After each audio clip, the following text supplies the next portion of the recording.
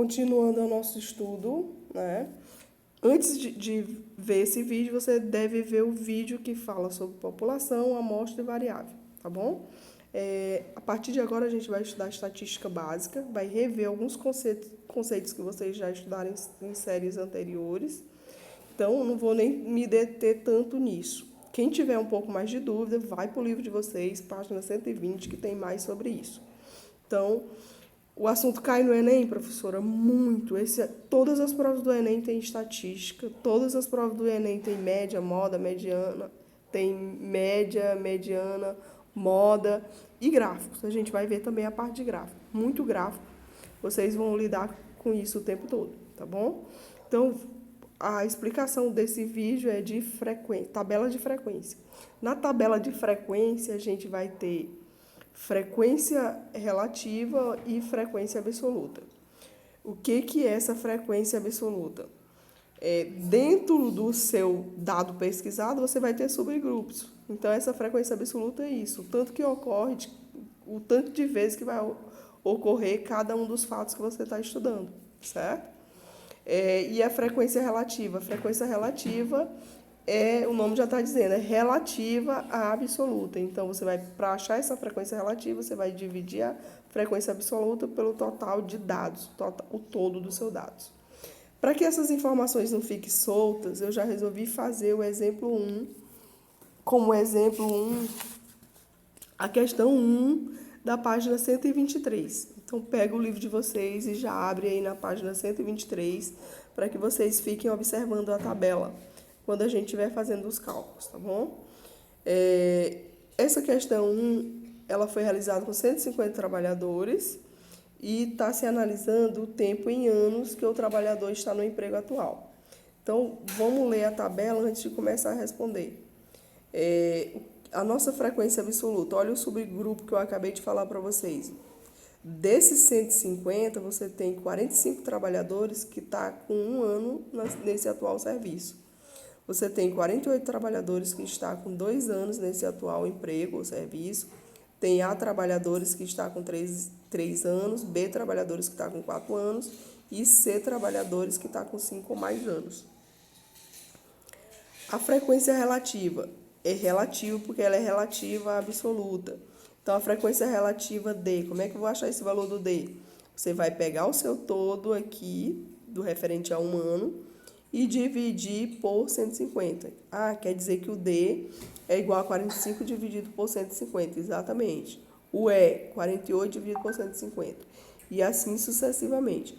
Como é que você acha essa porcentagem? Essa porcentagem é outra maneira de escrever a frequência relativa. Então, basta que eu pegue a frequência relativa e multiplique por 100. Na hora que você multiplicar o D por 100, você vai ter o valor da porcentagem, certo?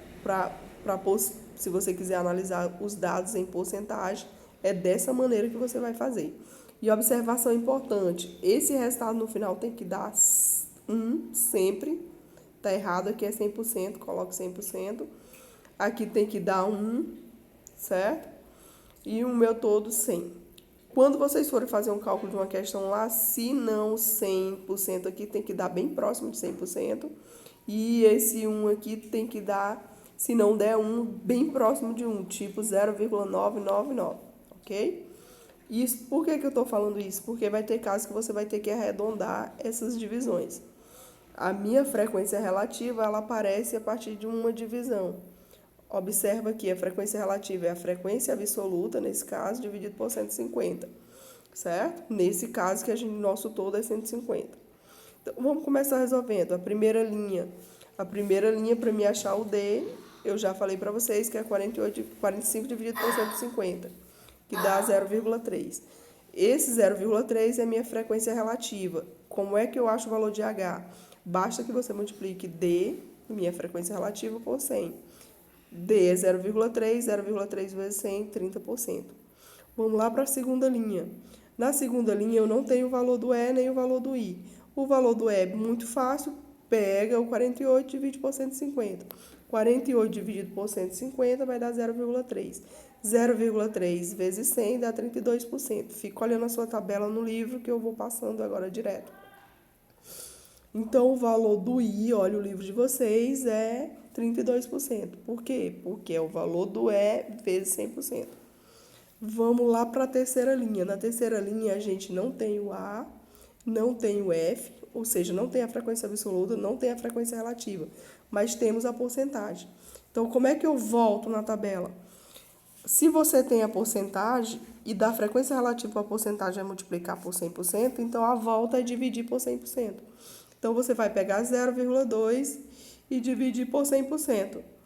Dividindo por 100 dá 0,2. Então, você acabou de achar o valor do F. F vale 0,2. E o valor do A? Faz a operação inversa. Então, vai ser 0,2 vezes 150 para você achar o valor do A. O valor do A é 30. Quinta linha. Na quinta linha, 5 ou mais anos. A frequência relativa é igual a 0,16. Quinta linha. Aí você podia perguntar, professor, por que você passou para a quinta linha? Porque na quarta você não tem nenhuma informação até agora. Então, a gente vai para a quinta linha. Na quinta linha, você não tem a frequência absoluta, mas você tem a frequência relativa. Então, como é que você vai fazer com esse 0,16? Você vai pegar ele e multiplicar por 150 e você vai achar o valor do C. Então, C vale 24. Se C vale 24, como é que eu acho o valor do K? O valor do K a gente já sabe que é o valor da frequência relativa vezes 100. A frequência relativa é 0,16. 0,16 vezes 6, 16%. Pronto, agora faltou só a quarta linha. Observa que a soma da segunda coluna, essa segunda coluna aqui tem que dar 150, ok? Aí você já tem o valor do A, do B e do C. Olha a sua tabela. O A, e o B e o C, você tem a 30. Primeiro, vamos somar na ordem. Olha para a sua tabela. A frequência absoluta. Você tem 45 referente a 1 ano, 48 referente a 2 anos, 30 referente a 3 anos, que é o valor do A. B, que é o que você quer encontrar. E C, o valor do C é 24, que é correspondente a 5 ou mais anos. Essa soma tem que dar 150. Então, faz o cálculo que B vai ser igual a 3. Se o B é igual a 3, para mim achar a frequência relativa, basta eu dividir 3 por 150. 3 dividido por 150 vai dar 0,02, que é o valor do G. Se Z é 0,2 vezes 100%, você vai ter 2%. Preenchida toda a tabela, certo? Isso aqui eu já expliquei para vocês. Vamos aí, agora tem as perguntas. A letra A não tenho que explicar. Veja o livro de vocês, façam sozinho. A letra B é interessante. Tem gente que chama essa letra B de pegadinha, mas não é pegadinha. Cuidado com pergunta desse tipo. O número de funcionários que há pelo menos que estão... Tá faltando a palavra estão aqui. Número de funcionários, olha o livro, que estão há pelo menos 3 anos no emprego. Quer dizer que tem que estar no mínimo com 3 anos. Quem está com 4 ou 5 anos, está no mínimo com 3 anos. Então, você vai somar 3, os que correspondem a 3 anos, correspondem a 4, e os que correspondem a 5 ou mais anos. Cuidado com essa pergunta da letra B. Então, na letra B, você vai somar 30, que é o que estão com exatamente 3 anos, que estão com 4 anos, que dá 4 anos, que são 3 trabalhadores, e os que estão com 5 ou mais anos, que são 24 trabalhadores, que vai dar 57. A letra C, não tenho o que explicar na letra C, só é somar os dados. A letra D eu só farei quando explicar gráficos para vocês, que será nas próximas aulas. Tchau, até a próxima. Não tem tarefa na aula de hoje, só preencher essa tabela, tá bom? Até a próxima.